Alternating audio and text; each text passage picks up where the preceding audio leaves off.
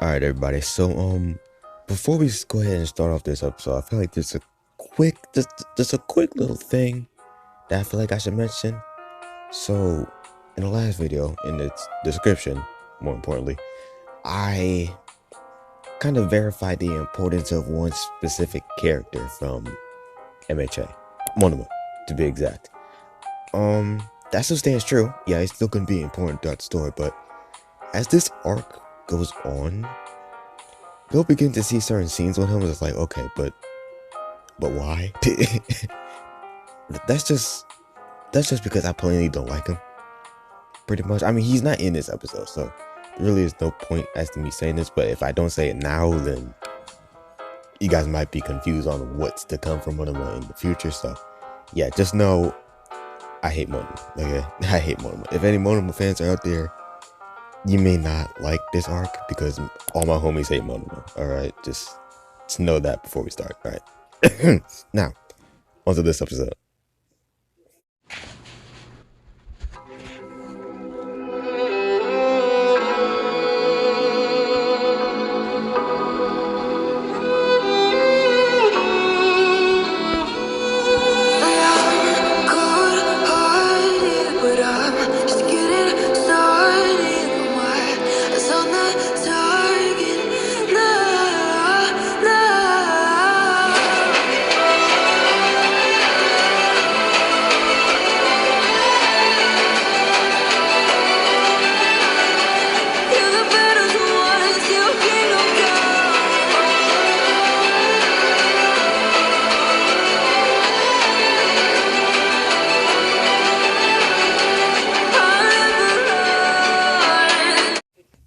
All right, and now we are here in the last episode 32. Monoma pestered Rio, Sean, and Evan, and then the episode ended with Itsuka dragging Monoma away from them. Okay, and now we here after school. Rio and the rest of his class walked back to their dorm building after what felt like a whole day in school. I'm beat. I swear Mr. Mike is going to beat the death of me. I'm gonna just take it easy for the day. Everyone seems tired. Can't say I blame them. Today did feel like it was heading in that direction. Hey, Rio! Huh? Rio stopped and turned around as the other students walked ahead of him. John had just called his name, and was jogging to him with some sort of duffel bag in his hands.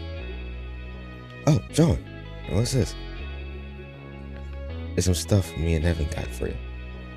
We heard some of your stuff got burned down before we got here, so we put this care package together for you. Oh, Randy mentioned his old phone. It's exactly what I needed. Thanks, man. Yeah, no problem. Sean then nodded and walked away from the room. 4 minutes passed. Well, that took no time at all. Rio had just now stepped through the front entrance of the dorm building and was greeted with the sight of half of his class already relaxing on the seats in the lobby. Couldn't even make it to their rooms. Rio then headed his way up the stairs and into his room. By the time he reached his room door, he heard someone come up the stairs. Midori. Hey, Rio. Ah, hey, Doug. Those new students came here today, right? I think I saw them. Yeah, the two wearing scarves. That was them. I had a feeling it was. Well, they won't be able to keep the scarves because it's not exactly dress code, is it? Not really. Heck, I'm surprised they let them wear their normal stuff. Did school not give them their uniform yet? I don't know. I got mine day one. Okay. Hey, not to be nosy or anything, but what's in the bag? Oh, Evan and Sean gave this to me. That was their name. I kept forgetting it every time I thought of it. Well, I won't pull your leg for too long. I'm heading to my room. Alright, I'll be here if you need me. Doug then walked away as Rio went into his room and closed the door behind him. Now, what exactly is in this thing? Real sat down on his bed and opened up the duffel bag. Huh. Okay. Got the essentials. Inside the bag were some t-shirts, underwear, socks, cologne bottles, toothpaste, and a small cloth for Real to clean his glasses. Okay, dope. This should be... Just... Wait a second. Real focused closely on the bag for a moment. I could have swore I just saw... Hang on, I need to try something. Real then got up from the bed and walked over to a light switch in this room. Then he flipped the lights off. And what was shown from within the bag was some type of holy yellow glow that was emitted from underneath all of Real's clothes. I knew it. Real flipped the light back on and rushed over to the bag and dug straight into it, flinging clothes out of it as he searched. There's something in here. There has to... Real paused. Inside the bag were no more clothes, cologne bottles, or toothpaste. The only thing left were prayer beads. What? Real grabbed the prayer beads with hesitation and held them up so that he could properly examine them. The prayer beads were yellow and appeared to have some type of ash and soot over parts of it. These are the beads I used to obtain my quirk. How the hell did Evan and Sean get their hands on this? Real dug the phone out of his pocket and swiftly dialed Evan's number. The phone rung and rung. Come on, pick up. Something ain't quite adding up here. The phone kept ringing until... Hello? Alright, Evan, I'm gonna need you to be completely honest with me, alright? Okay. What's with the sudden urgency? What's wrong? What's wrong is what's in my care package. We forgot to pack a toothbrush, didn't we? Okay, well, that was messed up. But, what's up with these beads, huh? What beads? You know, those yellow prayer beads? The ones that Randy gave to me before leaving that town? Those beads? Oh, those? How did those end up in there? I thought they got burned down with the rest of your things. Yeah, so did I. Did you two go to my old hotel?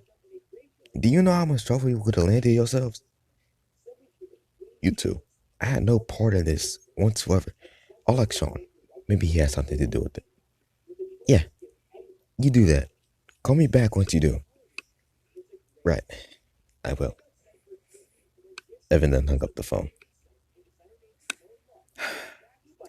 I guess I shouldn't be that frustrated. I do have these back now. But them going there would most likely get them in big trouble. So, how did they get them? At the 1B dorm building. Everyone was in his dorm room with Sean and just got off a phone call with Rio. What'd he say? Evan didn't respond. Hey, don't go silent. What did he? Sean cut himself off when he saw Evan glaring at him from his right side with his back turned to him. Did you go back to his old hotel? What? What are you talking about? He found his prayer beads in the duffel bag you gave him. Did you put them there? I thought you did that. Evan stepped closer to Sean. Don't lie. I know if you are. Then you also know that I'm telling the truth. I didn't do that. Evan looked Sean up and down. Then who could have? Not me. I'll say that. Did it just grow legs and go to him? No. But there are religious relics, so maybe... Don't make up excuses, Sean. Maybe if you let me talk, you'll find out if it's an excuse or not.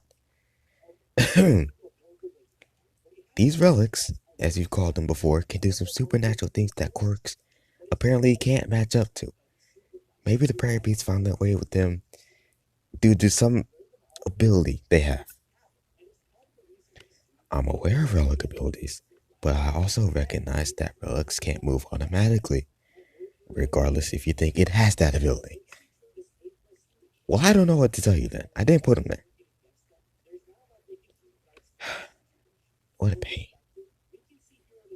This shouldn't mess things up for us in real, so we should be alright for now. Go back to your dorm building. We'll talk to him in the cafeteria tomorrow. The next day. Ugh, come on, body, move. Rio tried to lift himself from the bed, but his legs still felt stiff. Why is this becoming a thing? Move already. As Rio tried to urge his body to stand, he then began to hear knocks at the door. Oh dear. In a minute, Rio eventually lifted himself upward, but almost stumbled over again as he walked to the door. Once he reached the door, he felt a bit dizzy, but still opened it regardless. There behind the door was Sue. Oh, hey, good morning. You need something? Hey, Rio. So you had a serious tone in her voice.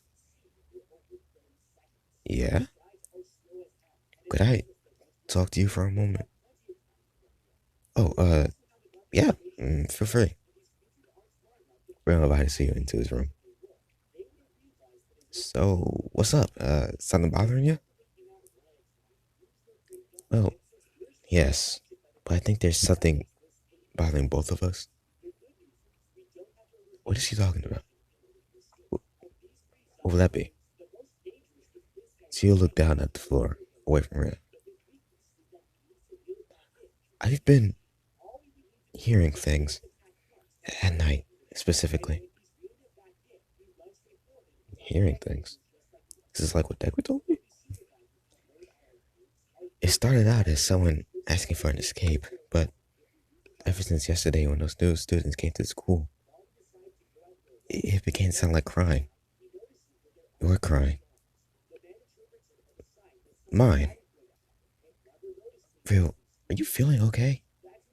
I could assume that you didn't have the greatest past, but if there's anything that I can do to help, then you can talk to me. I don't want to pressure you or anything, but I really need to know what happened to you. During this Telga crisis, the first time I heard you cry, it felt like you released years worth of sadness. If you're feeling sad again, then me and the rest of the class are here for you. Sue. Rio didn't expect it so early in the morning. First asking to be let out, now crying? Rio felt like he knew the reason, but he didn't want to say.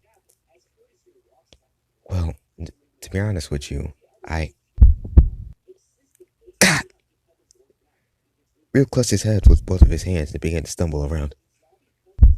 Rio! My head! My head! Rio's head beat like a drum. It was so sudden and unbearable, he believed he was getting attacked by someone. It hurts! You okay? You need anything? An ice pack. I need a... Ow! Ice pack. Okay, got it. Sue then ran out the room, slamming the door behind her. Oof. Oof. Things are warming up now. Things are warming up now. So, I guess you guys are gonna see if Rio's okay in the next episode. So, until that does happen, leave a like down below, leave a comment down below, subscribe down below, and catch you on the flip.